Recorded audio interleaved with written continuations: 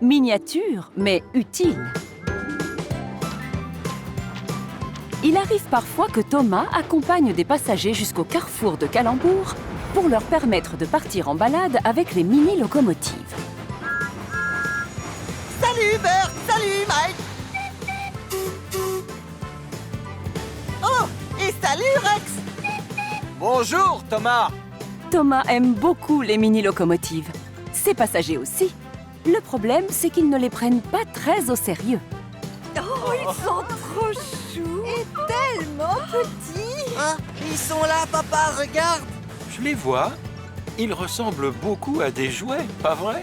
Alors ça, c'est la meilleure. Non, nous ne sommes pas des jouets. On n'est pas grands, mais on travaille énormément et on est vraiment utile. Bien sûr que oui, Mike. Garde ton sang-froid. Ce ne sont que des humains. Rex a raison, Mike. Les passagers n'ont pas voulu nous insulter. Mike est souvent grognon. Il se met en colère très facilement. Oust, oust.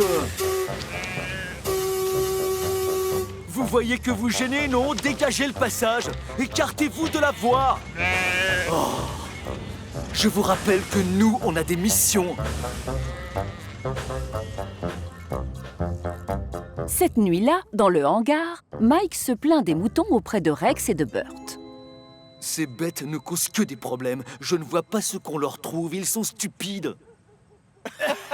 Oui, ils sont stupides, mais ils sont utiles, comme nous trois. Utiles? Non, là tu dérailles, Rex. Je t'assure, le fermier vend la laine et avec on fait des vêtements. Ces choses qu'ils portent sur eux en guise de peinture. C'est exactement ça. C'est alors que les mini-locomotives ont la surprise de recevoir la visite de Monsieur Duncan, le petit contrôleur. Les fermiers nous ont chargés de livrer la laine au marché. Si tout se passe bien, ça montrera aux autres que nous sommes vraiment utiles et efficaces. Alors donnez le meilleur de vous-même. J'ai du mal à comprendre, monsieur. Les bêtes sont interdites sur les voies. Elles n'obéiront pas. C'est ce qu'a vécu Mike aujourd'hui. Mais non, n'importe quoi. Les moutons restent là. On prend seulement leur laine dans nos wagons. C'est facile comme mission. Ah oui? J'ignore si cela sera si facile que ça, Rex, mais puisque tu as l'air de bien t'y connaître, tu prendras le premier train. Oh, merci, monsieur.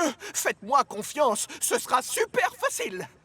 Je parie que ce sera compliqué.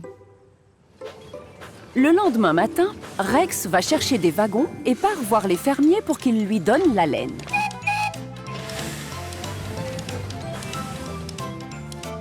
Il commence sa tournée par la gare la plus éloignée. La laine a été compactée pour pouvoir rentrer dans les mini-wagons de Rex. Et ce sont les fermiers eux-mêmes qui s'occupent du chargement. Rex s'arrête donc à chaque ferme située le long de la ligne.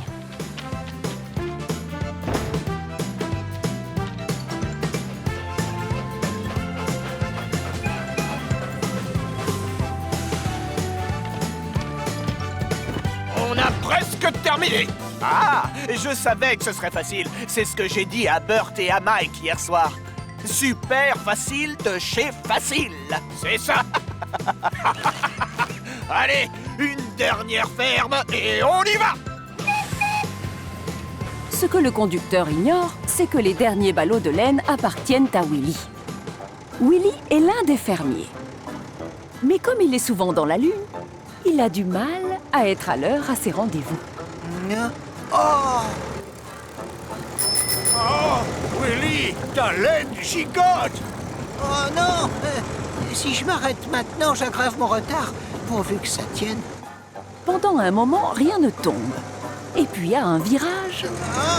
Oh, oh, non.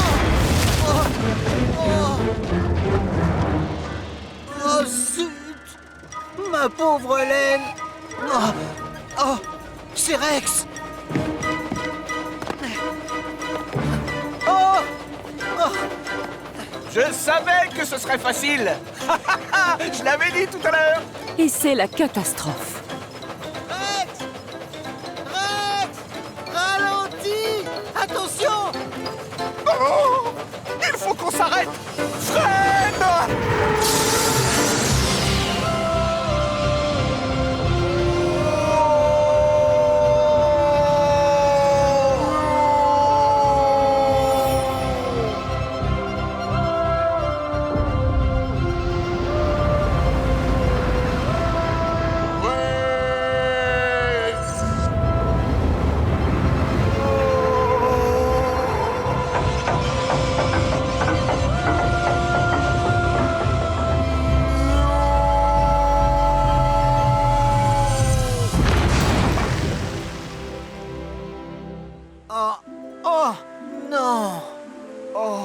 Oh, non. Le petit contrôleur vient constater les dégâts. Je suis désolé, monsieur. Je voulais ralentir, je vous jure. Mais j'ai compris trop tard que la voie était bloquée quand je suis passé sous le pont. Et moi, j'ai perdu le contrôle du chariot. Non, en fait, j'ai pris le virage un peu trop vite. Et... Oh, je vous demande pardon, monsieur Duncan. Pas à moi, non. À Rex. Pardon, Rex. Très vite, les ballots de laine sont remis dans les wagons. Burt s'attelle à eux sans perdre de temps et part livrer la laine au marché. Faut croire que partir livrer de la laine est moins facile que ça en a l'air, hein, Rex? Le pauvre Rex, lui, ne doit pas bouger. Et plus les minutes passent, et plus il déprime. T'as raison, il est facile ton travail. Tu dois juste rester allongé.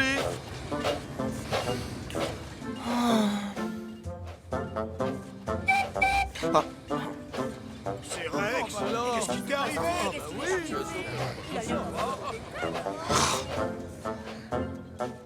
On finit au bout d'un moment par remettre Rex sur les rails. Et c'est Burt et Mike qui l'aident à rentrer au hangar.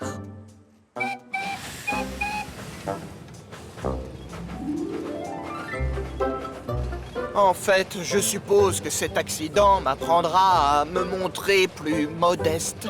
Non, au contraire, ce n'est pas du tout ta faute. C'est celle de Willy le fermier. Le petit contrôleur est déjà dans la zone des hangars quand ils arrivent à Calembour. Ah, Rex, tu es là. Content de te revoir. Je suis très fier de toi. D'ailleurs, je suis très fier de vous trois. Grâce à Rex qui a réussi à ralentir pile au bon moment, son accident n'aura pas de conséquences. Et vous, Burt et Mike, vous vous êtes conduits en héros. Et je crois que nos clients ont admiré la façon dont nous avons géré la crise.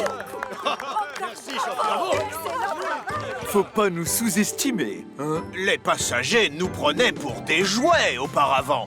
Mais maintenant, ils s'accordent à nous trouver vraiment utiles. Et quand on aura fini de livrer la laine, ils ont promis de nous confier d'autres missions. Ah, alors ça, c'est pas un problème pour nous, monsieur. N'est-ce pas, Rex? Ce sera, comment tu dis déjà? Super facile de chez Facile.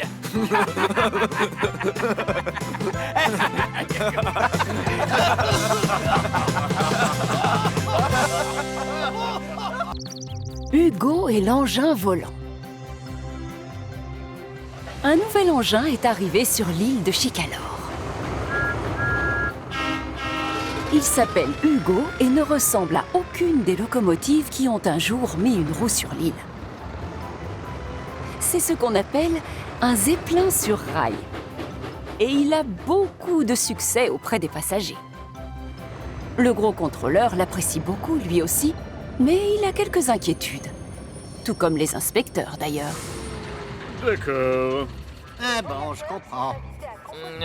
On n'a pas l'habitude de voir des hélices chez nous. Tu dois donc faire attention, Hugo. Bah, les hélices, ça se trouve plutôt sur des avions ou des hélicoptères, pas sur des locomotives. Bien sûr. Et c'est pour ça que j'arrête toujours mon hélice avant d'entrer dans une gare. Ensuite, je ne la remets en route qu'une fois tous mes passagers à l'intérieur.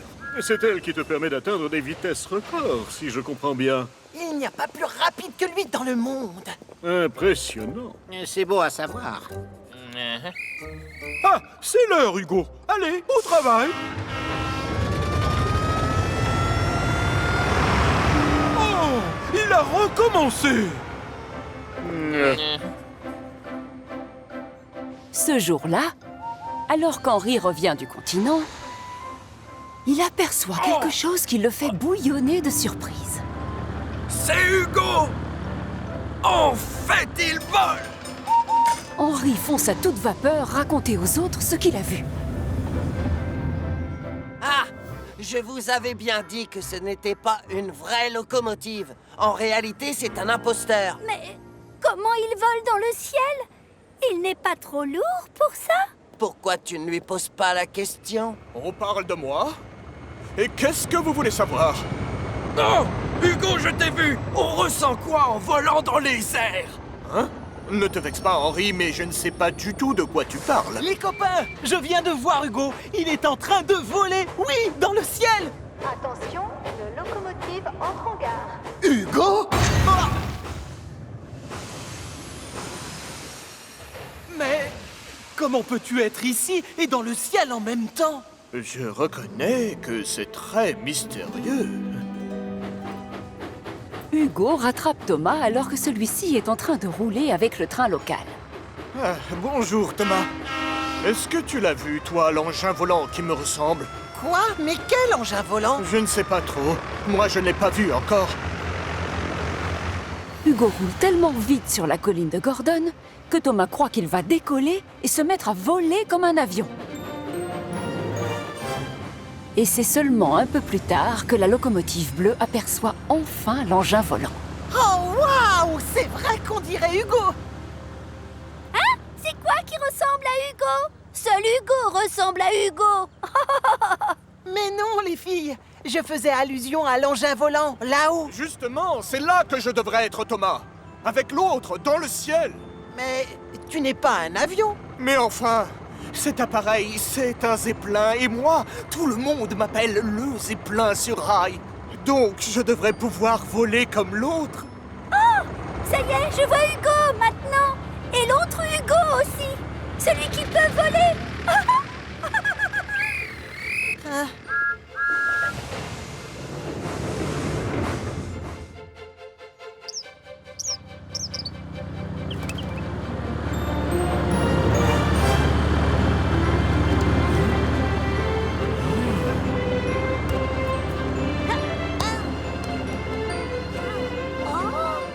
Alors que l'engin volant survole Chicalor, Hugo suit sa trajectoire à travers l'île. C'est plus silencieux qu'un hélicoptère ou qu'un avion. On dirait un peu un gros ballon. Les voilà qui arrivent bientôt de l'autre côté de l'île.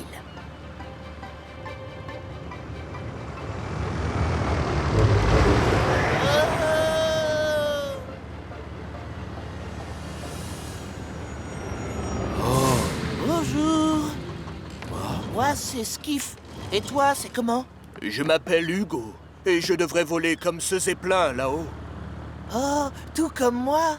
Toi, tu voles? Non, je veux dire que je peux rouler sur des rails et naviguer sur la mer. Et toi, tu peux rouler sur des rails et voler dans les airs. Je suis destiné à ça, normalement. Mais je ne peux pas. Tu sais, Hugo, moi aussi, j'aimerais aller tout là-haut. Parfois, je rêve que j'ai des ailes. Mais je sais que je ne volerai jamais à cause de mon poids. Toi et moi, Hugo, on est taillés pour rouler. Et on a beaucoup d'aventures à vivre cloués au sol. Toi, tu ne peux pas voler, c'est vrai. Mais Hugo, lui, il ressemble vraiment à un engin volant. S'il s'en donne les moyens, je suis sûr qu'il peut voler. C'est le petit bateau qui est dans le vrai. Je devrais être capable de voler. Il faut juste que je m'entraîne. Hugo retraverse Chicalor et arrive à la colline de Gordon, l'hélice lancée à la puissance maximum. Il fonce jusqu'au sommet et tente de se propulser dans les airs.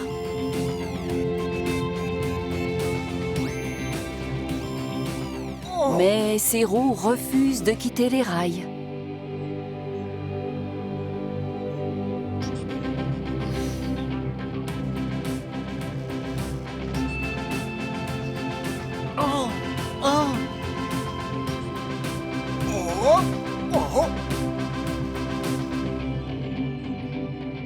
Hugo refait un essai. Puis un autre. Oh, allez! Oh! Oh! Hélas, ses roues refusent toujours de quitter le sol.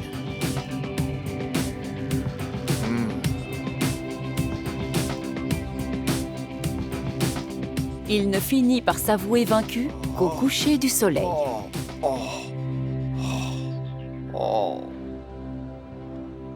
C'est Thomas qui avait raison.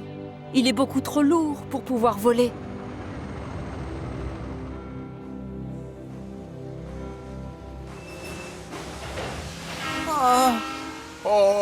Thomas, pourquoi est-ce que je ne vole pas? C'est trop injuste.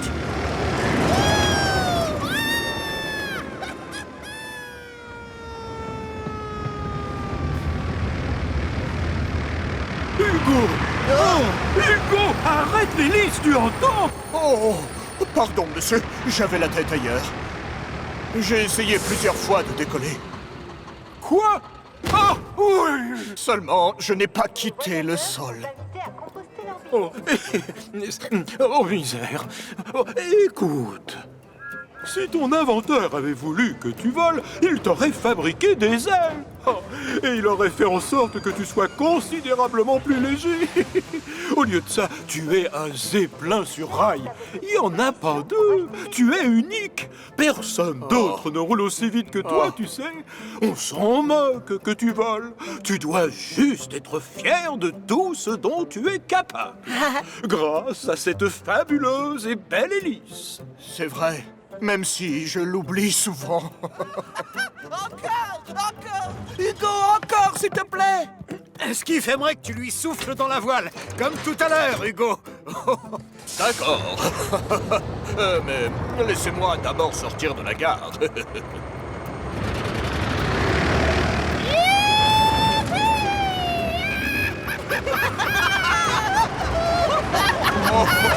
Regardez-le, il vole. Les rails en accordéon. Quand on travaille sur une voie ferrée, le danger n'est jamais complètement écarté. Les locomotives doivent donc toujours être prudentes et vigilantes. En automne, par exemple, les feuilles mortes peuvent rendre les rails glissants. En hiver, c'est la neige et le verglas.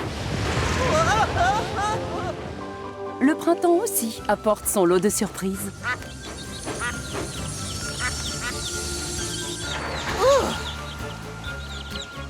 Même en été, il y a des dangers. Flynn et Belle sont bien placés pour le savoir.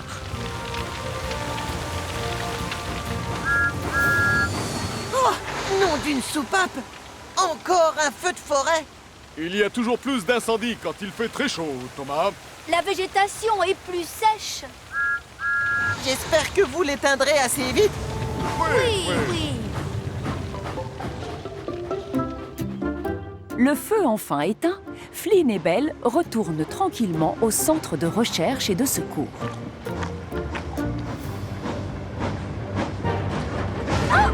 Oh, mais qu'est-ce qui se passe? Les rails! Sous l'effet de la chaleur, ils ont dû se déformer. Waouh! Plus la température grimpe et plus le métal se dilate. Ça arrive souvent.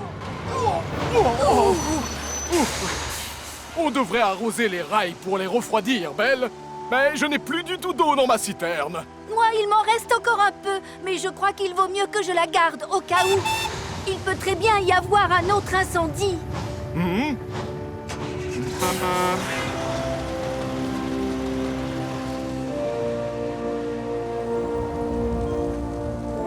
train en provenance de Titus entre en gare. Quelle chaleur! De la bordure du quai. Merci. Tiens, bonjour, monsieur! Tu parles d'un bonjour? Regarde, j'ai encore plus chaud qu'une pomme de terre cuite en plein milieu du désert. C'est justement pour ça que je suis là. Maman? Oh, merci, j'ai quelque chose qui devrait te rafraîchir un peu. Ferme les yeux. Oh, c'est une glace à la fraise. Oh, j'adorerais manger une glace. Merci. Une bonne glace bien fraîche avec des... un chapeau.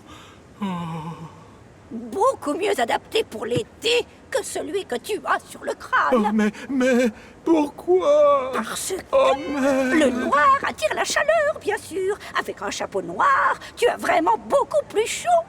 Alors qu'un blanc, lui, va réfléchir la chaleur et tu seras plus au frais. Tu te sentiras mieux avec, fais-moi confiance. Avec ça, j'ai l'impression de partir en safari. Mais un safari, c'est très chic. C'est vrai, monsieur! On ne sait jamais, vous pourriez croiser des éléphants!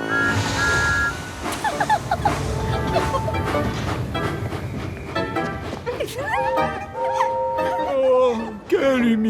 nation. C'est ma France! Pendant ce temps, la canicule s'installe et les rails continuent à se déformer sous l'effet de la chaleur.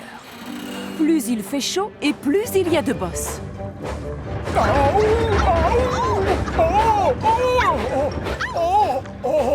Ces rails déformés doivent être remplacés.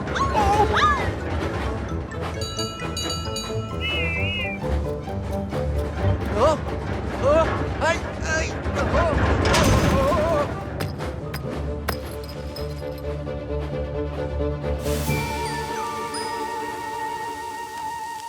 Des rails déformés? Oh! Comme si je n'avais pas assez de choses à faire. Oh, c'est noté, j'arrive bientôt. Au revoir. Oh, misère de misère. Hein? Gustave, ne t'avise pas de sortir sans ce chapeau-là. Quoi? Oh.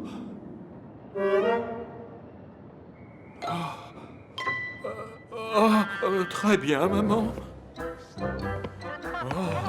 Entre en gare, numéro 6.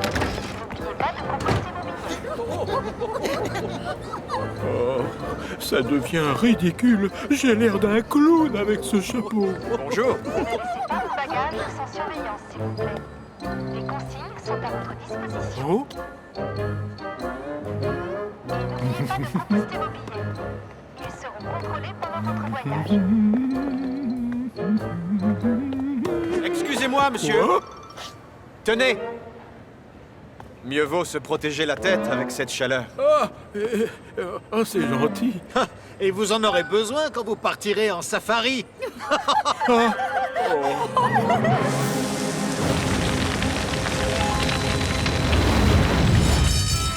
Encore un incendie? Nom de chouchou! C'est déjà le 3e! Nos citernes sont pleines. On passe à l'action.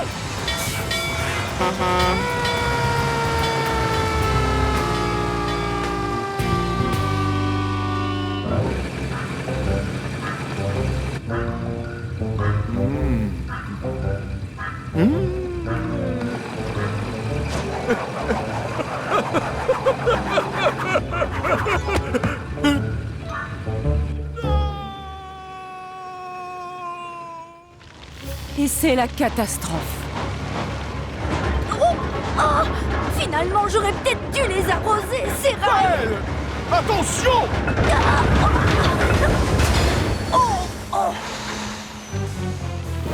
Oh non! Ce n'est pas grave, Belle. Je vais te pousser pour te remettre sur les rails. Désolé, mais on n'a pas le temps, Flynn!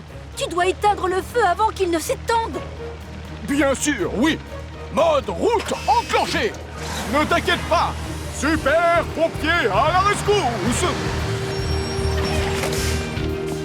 Arrosez par là. Et par là aussi. Vous aimez l'eau, les flammes? Ah ah! C'est ma tournée. Une fois le feu éteint, Thomas arrive avec Rocky pour aider la pauvre Belle et la remettre sur les rails. Ah, ne t'en fais pas, Belle. Tu vas pouvoir à nouveau t'occuper des incendies. Fais-moi confiance. Ouf! Merci, Rocky! Oh, misère de misère. Qu'est-ce que je vais bien pouvoir faire avec ces rails? À chaque canicule, ils se déforment et se plient. Oh, comme si ma journée n'était pas déjà gâchée par cet affreux chapeau. Et quand même, je reconnais qu'il tient bien ma tête au frais. Excusez-moi, monsieur, j'ai une idée. Votre maman vous a offert un chapeau blanc pour réfléchir le soleil et garder votre tête au frais. Oui, je sais. Ma mère croit toujours tout savoir, Thomas. Mais peut-être que les rails arrêteraient de se déformer et de se plier si on les Repeignait en blanc. Oh, c'est malin, Thomas. Quelle idée fantastique. Tu sais quoi, Thomas? Je dois reconnaître que pour une fois, ma mère avait raison. Le blanc réfléchit les rayons du soleil et garde les choses au frais. C'est comme votre chapeau de safari, en fait. Arrête de parler de safari, d'accord? Vous avez l'intention de vous promener dans la jungle, monsieur? Oh, ça suffit! J'en ai assez qu'on se moque de moi à cause de ce nouveau chapeau! Franchement, ça me rend chèvre! Prends-le! Oh, je t'en fais cadeau! Ah, oh, j'en suis enfin débarrassé. Ah, oh, oh.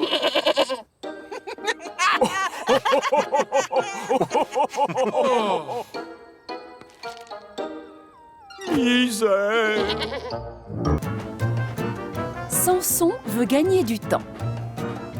Samson est une locomotive très fière qui travaille habituellement sur le continent, mais qui vient de temps en temps aider ses amis de Chicalor. Ce jour-là, Thomas vient chercher des wagons dans la zone des hangars quand il voit arriver Samson. Bonjour, Thomas. Diesel, Stanley. Salut, Samson. Salut! Je dois m'occuper d'une grosse commande de pierres en provenance de la carrière de la Montagne Bleue. Le gros contrôleur veut une livraison rapide et efficace. Et moi, je suis le seul et unique pour cette mission. Tu exagères. Tu n'es pas le seul à avoir été engagé. Et comment tu le sais, Thomas? Moi aussi, je suis sur cette livraison.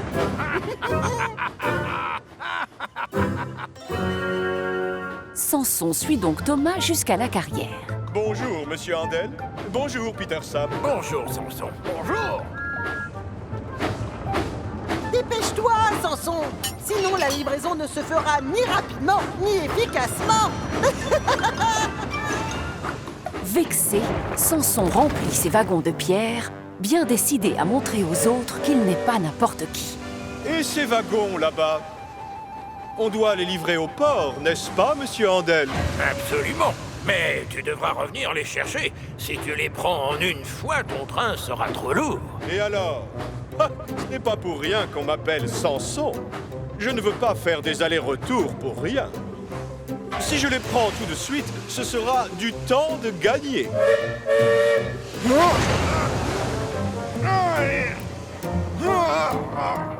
Tu es certain que tu vas gagner du temps comme ça? Une fois lancé, tu n'imagines pas à quel point je suis rapide. Exact. Imagine mal. Oh, aussi, Samson. Et bonne chance, hein.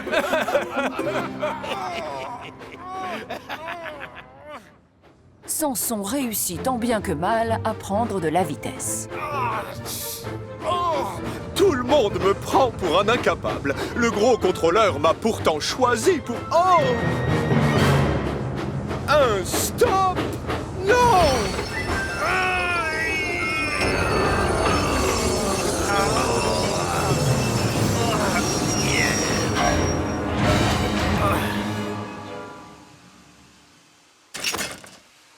Oh!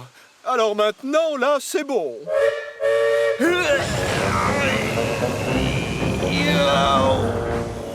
Mais c'est dans la montée de la colline de Gordon que les ennuis commencent.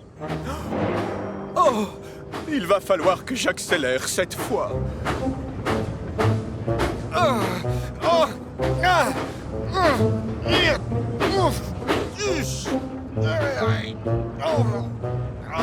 Allez, avance, Samson. Montre à cette colline de quoi tu es capable.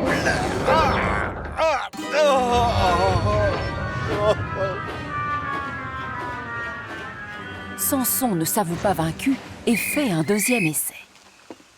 D'accord, on y va. Je peux y arriver.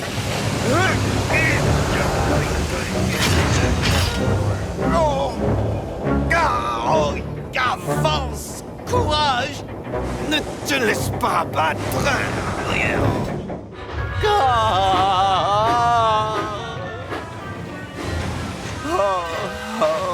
C'est sans espoir. Thomas, lui, a déjà livré ses wagons au port. Et le voilà qui repart à la carrière. Oh. Alors comme ça, on fait une sieste, Samson? Non. Je te ferai remarquer que je travaille. Tu sais combien j'ai de wagons, là, derrière? Trop, peut-être. Je cherche à gagner du temps, Thomas. Je fais ce que l'on attend de moi. Alors tu ferais mieux de me pousser plutôt que de me faire des commentaires désagréables. Thomas accepte et change donc de voie pour aider Samson à gravir la pente. Recule un petit peu, s'il te plaît. Je dois prendre de la vitesse. D'accord, on y va. La voie est libre.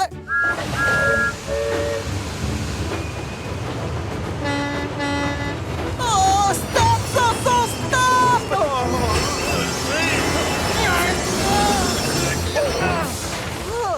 Salut, Thomas. Je roule dans le mauvais sens? Non, c'est moi. J'aide Samson à monter ses wagons en haut de la colline. Il en a trop pris. Oh, pas du tout, non. Oh! Besoin d'aide? Oh, bonne idée, oui. Tu es prêt, Samson? Bien sûr que je suis prêt. Je le suis toujours.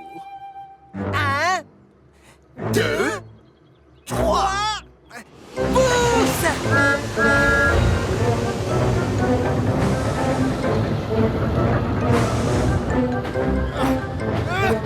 C'est bon. Continuez. Ça marche. Oh, bien sûr qu'on va réussir. Je le savais. Je le savais. Oh. Merci, Paxton! Mais de rien!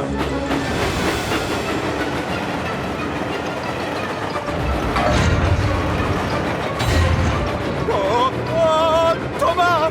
Non. Fais-les ralentir.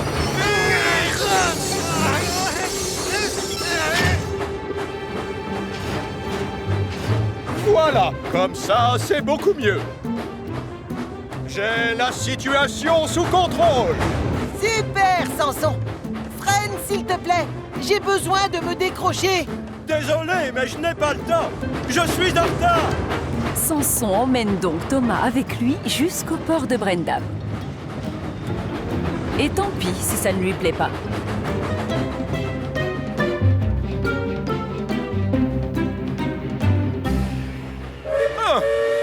Bonjour, monsieur. Samson au rapport. Et voilà des pierres de la carrière, comme demandé. Mais enfin, tu joues à quoi exactement? C'est ta seule et unique livraison de la matinée. Oh, c'est vrai. Oui, je l'avoue. J'ai été retardé. Je me suis retrouvé coincé en bas de la colline de Gordon. Pas étonnant, tu as pris beaucoup trop de charges. Et pourquoi diable Thomas est-il accroché en queue de train? Oh, j'aurais dû me douter que tu étais aussi impliqué là-dedans, Thomas. C'est de ma faute si Thomas est là. Il m'a aidé à gravir la colline. J'ai refusé de m'arrêter pour le décrocher. Je voulais gagner du temps et être efficace, monsieur. Mais tu n'as pas gagné de temps, au contraire. Tu as provoqué du retard et de la confusion. Quand Samson retourne à la carrière, Thomas a déjà eu le temps de faire remplir ses wagons et il est prêt à repartir. Ah, je suis désolé. Je ne voulais pas te causer d'ennui tout à l'heure. C'est pas grave, Samson. C'est surtout toi qui t'es fait disputer. C'est de ma faute. Enfin bon, on doit apprendre de ses bêtises. Donc, j'espère que tu ne prendras plus autant de wagons la prochaine fois. Ça, c'est certain. Ce serait vraiment stupide.